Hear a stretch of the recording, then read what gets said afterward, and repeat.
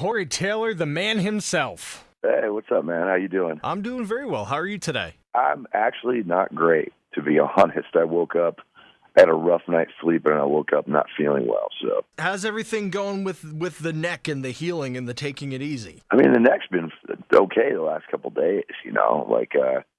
Just the more active I am, the more movement, more mobility I get. It's still a slow process, but I got another doctor's appointment coming up here soon to kind of give me a second checkup. So I'm hoping good things are on the horizon. But I think I got like a 24-hour bug or something. So I'm kind of fighting that right now. Yeah. Oh, lots of fluids and rest. I mean, is that something that can be done when you're touring as much as you guys are doing, or is it like rest when you can? Basically, rest when you can. Yeah. You do what you got to do to get through the day, and then you grab a little nap so you can have energy for the show later. Right on. We're excited to have you guys coming to Tucson, man. September 27th at the TCC. Huge news that Slipknot is coming to town. Tucson has lost its collective mind over this show. Oh, yeah. Good. That's the way we like it.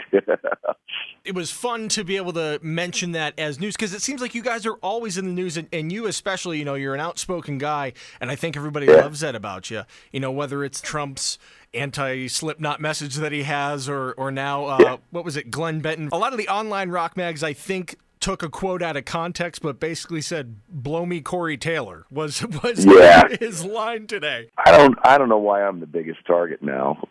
Maybe it's just because of my profile or whatever, but I mean, I haven't seen Glen Benton in 10 years. I haven't talked to him in even longer. So I don't know why he's upset with me. I don't know why he's upset with us.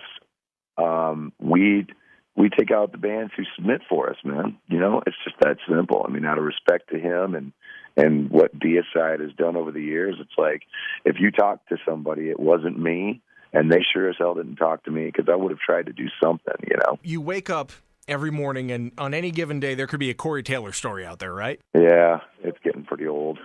When you guys started Slipknot, did you ever imagine, even in your wildest dreams back then, that you would be the focal point for everybody pretty much on a every other day basis? Honestly, no, to be honest, because we were always such a collective that I figured the band would be a target, not me personally. Sure.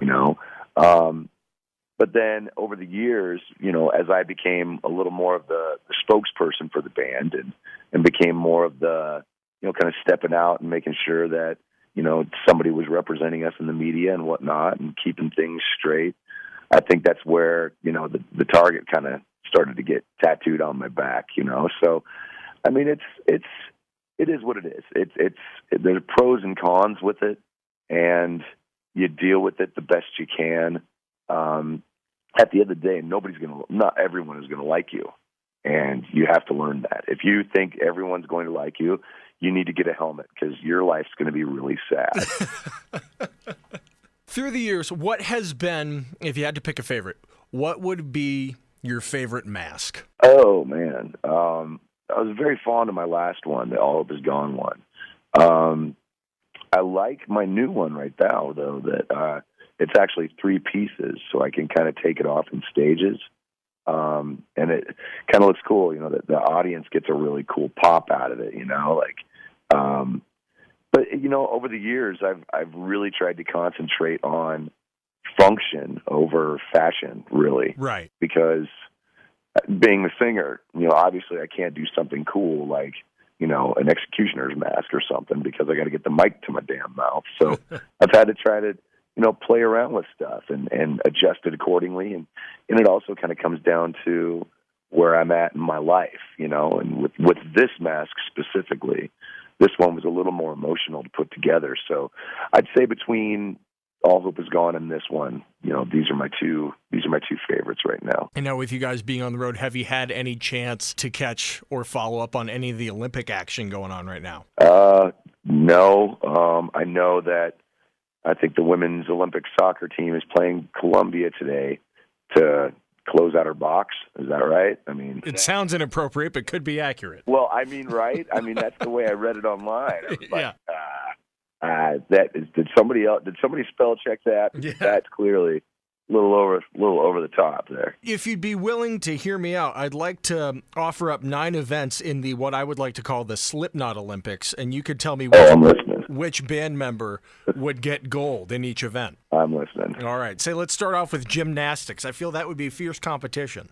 Fierce competition. I think that would come down to me and Sid, because I'd like to think we're the two active, like the most active of people. Plus, we're the ones with the most broken bones, so we're the ones that are prone to taking risks and all that crap. So it'd probably be me and Sid, and because Sid can dance, I think he'd take it. He's got the rhythm of it. I got the rhythm of a dial tone, so I can't really hang with it.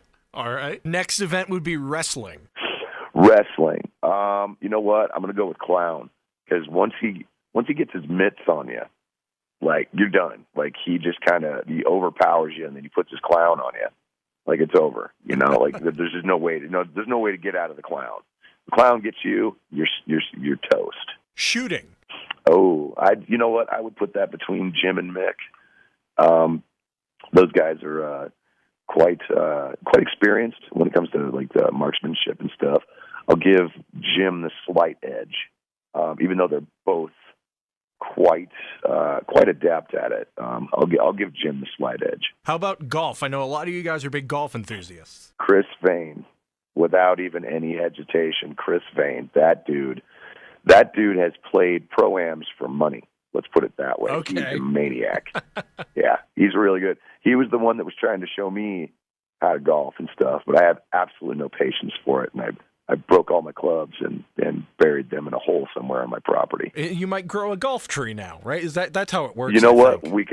I'll go out and start picking balls. Print that one. All right, what about boxing? Boxing, you know what? We'll go with Craig on this, just for the fact that he's just like, nobody knows anything about Craig, and he likes it that way. So he would be the one to kind of come out of nowhere and just sock people up, like he'd be the dark horse. Yeah, he'd rope dope a bit, and then he'd get in the corner and he'd just work the middle, and then come over the cross, like come over the top with a right hook, and you'd be stoked. All right, 4 events left in the Slipknot Olympics with Corey Taylor. Track and field will be our next event. Jay, because he's the youngest. That dude, he's got so much more energy than any of us, really. Even Alex, who's the second youngest. Jay, if you could bottle that crap and we get shots of it, we wouldn't need 5-hour energy before every show, Just essence of Jay. Oh yeah, essence of Jay, which has a weird kind of musky font to it, Yeah. You pinch your nose and get it down. You pinch your nose, right, and get it down. Yeah. It's just the medicine that needs to be taken. Yeah. And nobody likes it. All right, couple more events left for us here. Weightlifting. Oh Christ. I will go with Mick. Mick's probably the biggest guy in the band, and he actually used to lift too. So I'd put lifting on him. He'd be really, really good at that. What about table tennis? Who do you got? Oh crap! So it's just me and Alex really left. Probably I'll give it to me, just for the fact that I have the distinct. I have the honor of having beat Dave Grohl once at ping pong. So yeah, I think I'll take me. All right, well, now I have to ask for the backstory before we go to our last event. You and Dave Grohl in a ping pong battle. Oh, yeah. See, we were, back in 2006, we were making the Come Whatever May album at 606, which is Dave's studio in L.A., and working with Nick Raskulinix, who had produced the last 2 or 3 Foo Fighters albums at that point. And Dave would come down and hang out with us all the time, so that's where I got to know him, and we got to be really good friends, So in the lobby, in the office area, there was a giant ping pong table out there. So the first 2 to 3 hours of every day were wasted on us kicking each other's ass, playing table tennis. And Dave Grohl is incredibly competitive. Don't let him lie to you. He is a rabid. Like, if you get up a couple points on him, he starts banging that mallet on the table. And he's just like, come on. Like, it's brutal. I beat him once, and then I never beat him again because he'd go crosstown on me and come down on it and just schooled my ass. I was like, you got to be kidding me. Dave Grohl, a force to be reckoned with on the ping pong circuit. Yeah, you damn right. All right, our final event in the Slipknot Olympics. I guess this is going to go to Alex because it seems like you're just giving up gold medals for everybody. I thought someone was going to run away with this, but handball. Oh, that's got to be Alex. Got to be Alex. Burley, he's good to go. Oh yeah. I think he'd be good with that. You know, like he'd curse you out while he was pushing you down by your face. Yeah, I think it'd be rad. Oh, yeah. Well, there we go. Gold medals for everybody in the Slipknot Olympics. And again, Slipknot at TCC on September 27th. Corey Taylor, just thank you so much for the time and for humoring me through that stupid game there. Oh, it's all good, man. It was awesome. It's pretty good. Well, I hope you're feeling better, man.